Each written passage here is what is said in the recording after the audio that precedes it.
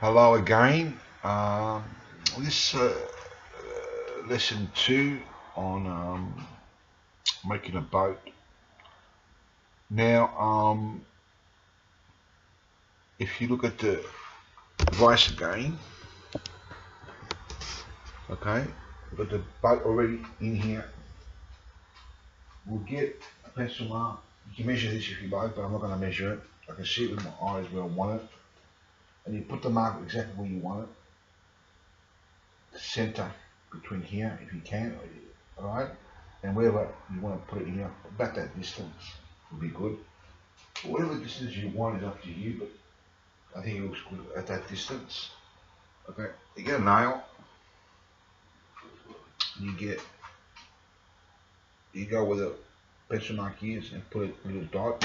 Like I said in the previous video, 90% of my work is always done by hand, although this could change in the future, we'll go machinery, but some of it is done with machines or with electric tools. In this case we're going to use a drill, an electric drill, and we want a drill that will fit this thing here, which I've already found it. Okay, put it in here. Now, stressing the point, before we continue, I must speak. In the previous video, if you saw it on making the boat, I got close to the blade of a handsaw. But this is a handsaw, not electric. You never do that with electric tools or with things like chisels, your hand chisels. You got to go with the safety rules. I've been doing this from 5 years old, baby, you know, and I'm very used to it, and I don't cut myself. You can learn to do this too. The saw, once you learn to keep your hand away from the saw, and learn to cut properly 100%, pass your exams, and you got a steady hand, then you got close, and learn to do it close, because this hand will control this hand. And when you learn to do that, you're not going to cut yourself because you know how to cut already straight and perfectly with skill when you learn to have your hand away. So now you put it close and adjust that way. If you do cut yourself, it'll be only a scratch or something because you know how to control the saw now. Not before that. You don't do it before because you can cut yourself badly before. But it's nothing near an electric saw. You don't do this in an electric saw. You don't put your hand near an electric saw. If this was electric, you don't put it near. Okay, no way. Or any other type of electric tools. Although the drill is an exception, electric drill, because you don't know what you're doing now. It's the simplest. Plugging is here. Right. I've got to turn it on, it's not on. Okay. So you be careful you don't burn yourself here. If you hold it too tight here, the drill, you're going to burn yourself. Okay.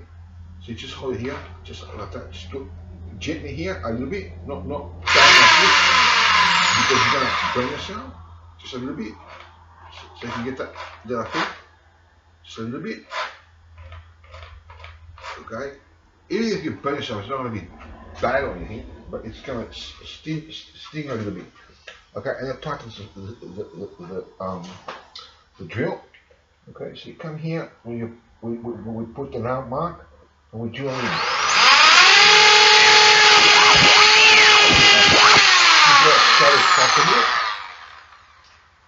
And these days I can't see that because I don't know if I put the right drill, but it looks like it's the right drill. I should test it somewhere to see if it is, but it doesn't really matter. It's just a lesson here. The way you choose the drill is by the feeling of your hand and your eyesight. You put it here and you feel it. It's the same measurement, and you look at it as well. It works together with the feeling and your eyesight. My feeling is pretty good, but my eyesight is not that good, so I don't know if I've got it right. It will be close, maybe 1 mil difference, but you may be right. Well, there you go, it's perfect. It has to be a tight fit, okay, which is perfect. Was the right drill after all. I'm getting used to my eyesight now. Because a few times in history I didn't pick the right drill and I was amazed. I said, what's going on with my eyesight here? I've never done it ever, except recently, a couple of years, for a few years, but now it's getting better. and I can see it even with poor vision. But anyway, so once we've got the hole, we've got this ready for the flag. You don't have to put a flag there if you don't want. The most important thing now is to sand these. I'm not sure if you can see that, but it's got ink marks there. You won't get all that out. Okay, the best way to do that, you can put it on a vise.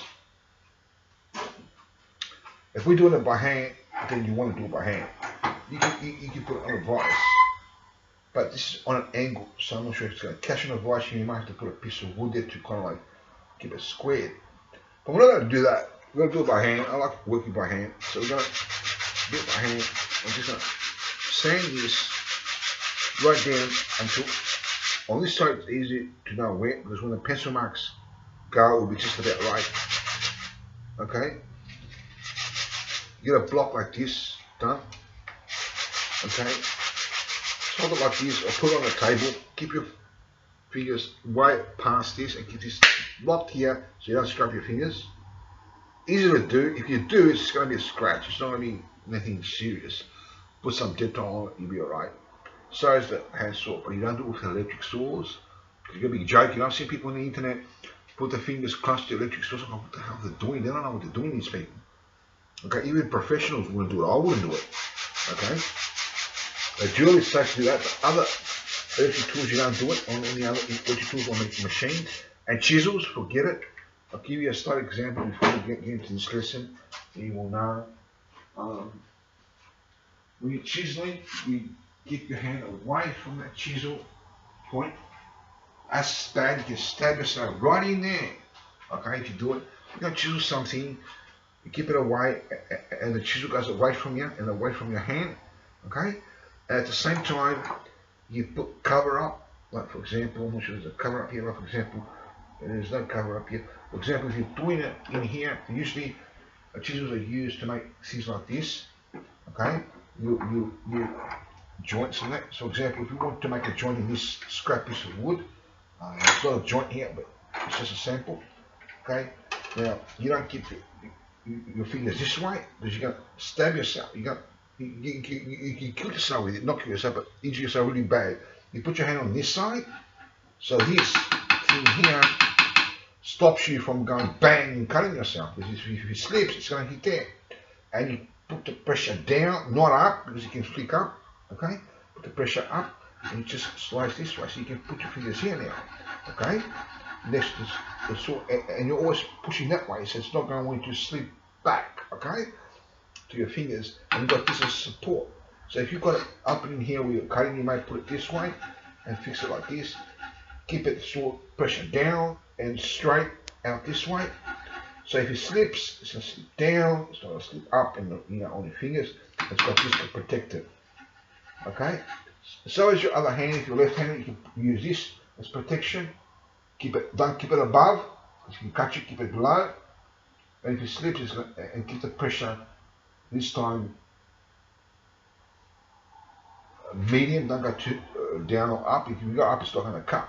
Okay, if you go down, you can slip and go bang like this. Okay, so you don't keep it pressure evenly. If it slips, it's going to go there. It's not going to go in your finger. Okay, and just cut it here. Don't get too close here. Got to be experienced. You're going to be under. Just keep it this way, your right hand, or keep it this way. Because here it's a bit dangerous. If it slips this way, here it can't slip. You've got that protection. If you're left-handed and you do it this way, you may come this way and just chisel this way. Keep your finger here, not there. Okay, coming this way. Okay, and just chisel away this way. It's got this to protect it for the left-handed, this one for the right-handed. So if you've got two, you can do it either side if you're using double-handed, or you can come this way and do it this side, over here, keeping your fingers away from the blade and cutting that way. A bit of a lesson on the chisel as an extra bonus on this video. So back to the major lesson on building a ship. Okay, wrong way. Okay, building the ship. Okay, so we're going to get all these lines out. We're not going to do this for this video now. It's going to take a long time to do this by hand. Although you can speed things up and use a machine if you want, and a sander, that's fine. So I'll explain to you how the sander will work on this. If you notice, this is Oh, well, it's square here. Square here. If this wasn't a square and you had to use this area, you will put it into the vise and put a wood here that will square it off. So, you know, so you can vise it. You know, tamp it. Okay, but it's got this here. So you put here, open it right up. Okay. And you put it here on the vise.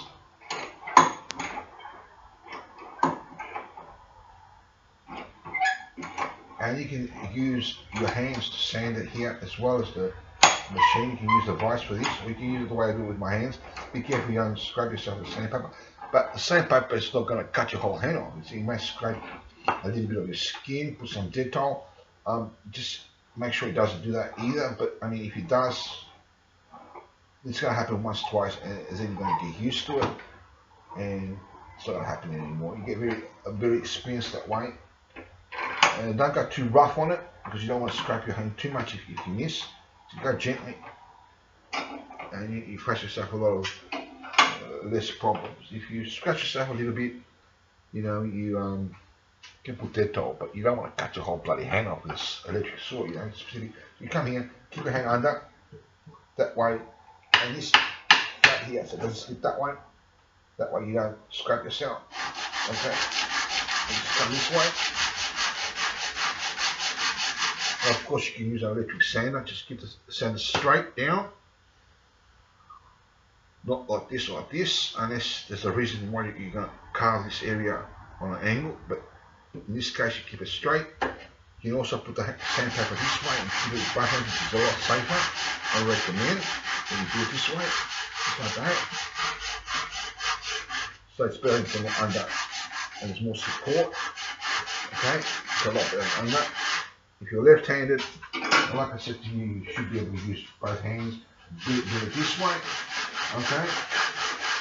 You learn to do it with both hands, and that way it's safe. You can't scrape your fingers now because it's not under or anywhere near the thing. It's much better under, okay? And just scrape it like this, okay? I might go right-handed again, and you're being double-sided and doing woodwork or anything you're doing right benefits you, because if I'm getting tired now, if I'm doing this for a while, you know, I'm bound to get tired. I'm not, you know, Robert Di Costello who's on a marathon racing and it's 3 hours. So if I get tired, just change sides. And that works really well for me. So you come here, you don't want to put too much pressure here where it's going to break this down, but just enough to sand it. If it moves, you feel it, so it doesn't go flying. Okay. So we might keep sanding this actually. Okay, just come here. And then you do the other side, which I want to show you. Now here on the vise, you don't go putting your hand here and turning it, because it's going to jam in here and it's going to hurt you. Safety first, you put it right out. See how it goes there? If I had it here, so it'll go bang and jam in there. And you're going to know about it, okay? So then you just change it on the other side, and do the same thing, exactly the same thing on the other side. And on this, you can do it that way, do it here, everywhere. And once we're going to keep sanding this, but I think you understand about sanding now. Same thing, if it's on here, for example, you just keep it the same thing exactly. Okay, I'll show you one more time. Okay. Of course, this is not finished sanding, okay, but I'm just showing you a little bit of it, and you just keep doing what I show you until you sand it perfectly, okay. So you might keep it straight like this now. Same thing, just keep it, don't bend it like this, unless there's a reason why to carve that corner. For certain things you don't, you keep it flat, okay, just like that. Keep it pressure here, and after a while, when you get tired, you can change hands, okay. Okay, you can change hands. You change hands to your side. Okay, you go the other side. Always go with the grain, not against the grain when you're sanding. You've got to go like this angle here, keep it like this, and etc. until it's perfectly sanded. Just the same thing as what I'm telling you. Keep it right out here. Not in here, I'm just going to jam your fingers in there. Believe me, it happens. It's just come this way. Yeah, man. Ginaw na algo. Ginaw na algo. Ginaw na algo? Ginaw na algo. Algo. That was my mother again. She can't hear. I have to scream. Yeah. Okay, she can't hear. I've got to scream. Oh man. Anyway, I'm just explaining to her that I'm shooting a film. She wanted me or something. La florina left on. All right. Just tell them that I'm going to come in a minute. Okay. So that's all there is for sanding it. Of course, there's a long way to sand this one. Okay. But once you get there and you do exactly what I'm telling you and sand it, you then put the thing here with glue in there and wait till it dries. Okay, usually 24 hours. And then you get the cardboard and put the flag on. There'll be another video shot after this one soon. Not sure when. Stay tuned. And we'll explain how to do the rest of that in the next video. Thank you for watching. God be with you all and bless you and take care.